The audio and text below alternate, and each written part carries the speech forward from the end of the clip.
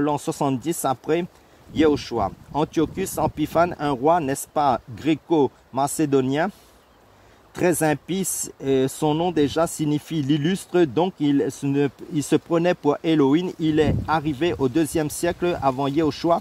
Il a pris le pouvoir, il est arrivé à Jérusalem avec une grande armée à Jérusalem et il a interdit la pratique de la Torah, la circoncision, la lecture de la Torah et l'observance des Shabbats. Il en avait plusieurs et les femmes juives qui refusaient de se soumettre à cet homme étaient brûlées vifs avec leurs enfants attachés au cou. C'était fort et il a introduit dans le temple au 2e siècle avant Yehoshua. Il avait établi dans le temple, n'est-ce pas, il avait fait construire un autel pour sacrifier des animaux consacrés à Zeus, l'Olympien. Zeus donne en latin Deus et Deus donne en français Dieu.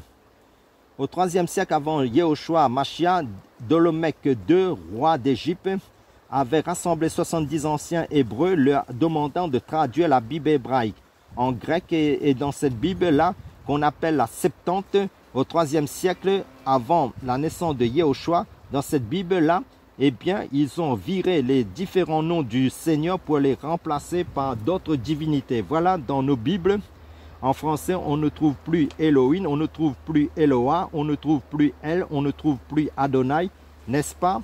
Adon, on ne trouve plus tout ça. Et on trouve qui? Eh bien, Zeus, Dieu. Voyez, vous comprenez un peu, voyez comment l'Antichrist, le diable, via des sociétés bibliques gérées par des formations, a viré de la Bible le nom du personnage central. Vous vous rendez compte? Quand j'entends des gens dire « Non, nous ne sommes pas hébreux, alors il faut arrêter avec Yehoshua », nous ne disons pas que celui qui dit « Jésus pêche, moi-même, il m'arrive de dire Jésus », mais Jésus n'est pas le vrai nom du Seigneur. L'ange n'a pas dit à Myriam qu'il s'appellera Jésus parce que la lettre J n'existe pas en hébreu. Et il ne parlait pas français. Combien de fois on doit faire comprendre cela aux gens? Un nom ne se traduit pas. Obama, c'est Obama. Partout, si on écorche ton nom, si tu t'appelles, n'est-ce pas, Jean-Philippe, et qu'on t'appelle Kourikou, est-ce que tu vas accepter, tu vas t'énerver? Je pense non. Oh Seigneur, alléluia! Notre Seigneur Yehoshua à Mashiach, Jésus-Christ, en français, était 100% juif. Si cela te dérange, tu peux aller voir ailleurs. Voilà, il a dit, le salut vient des Juifs. C'est écrit, non, il a dit ça. Je ne vous dis pas d'aller prier à Jérusalem, ce n'est pas ça. Parce que ce n'est pas plus à Jérusalem qu'il faut aller prier. D'ailleurs, les chrétiens qui vont faire leur pèlerinage, qui vont mettre les bouts de papier dans les interdices, il faut les enchaîner et les envoyer je ne sais où, ou dans une maison de fous. Voilà pourquoi.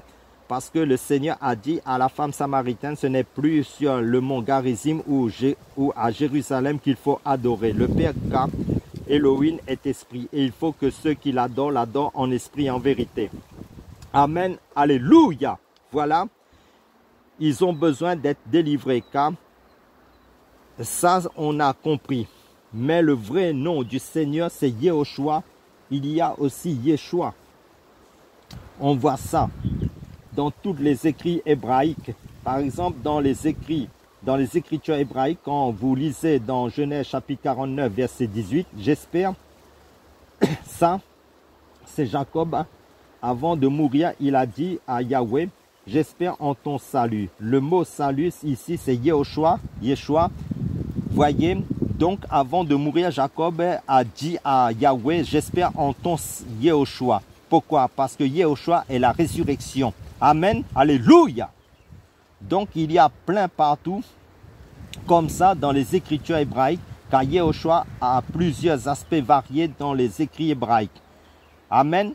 Donc, nous sommes au temps des nations. Par rapport à la 70e semaine de Daniel, nous sommes au temps des nations. Ça veut dire qu'il n'y aura pas un réveil mondial du monde entier. C'est faux. Au contraire, nous serons de plus en plus haïs, de plus en plus persécutés, de plus en plus rejetés. La parole dit, lui, c'est-à-dire Yehoshua, qui insultaient ne répondaient pas et on nous demande d'être comme le maître, car tout disciple accompli sera comme son maître. Amen, alléluia.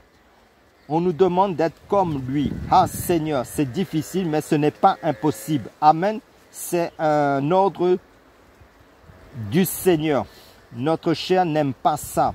Donc, durant les temps des nations, le Seigneur nous travaille. Le Seigneur nous brise. Le Seigneur nous façonne. Nous l'Église. Nous façonne, nous taille. Le Seigneur nous tue dans notre chair au fur et à mesure. Le Seigneur nous perfectionne. Nous sommes à l'école du Seigneur dans ce temps des nations, car le Seigneur vient reprendre une Église dans la sanctification et la paix. Car sans la sanctification et la paix, personne ne verra le Seigneur. Amen, alléluia. Pour conclure, à travers cet enseignement sur les prophéties bibliques, soyez tous fortifiés et encouragés dans la persévérance en Yehoshua Mashiach, notre Seigneur Jésus-Christ. Amen. À bientôt.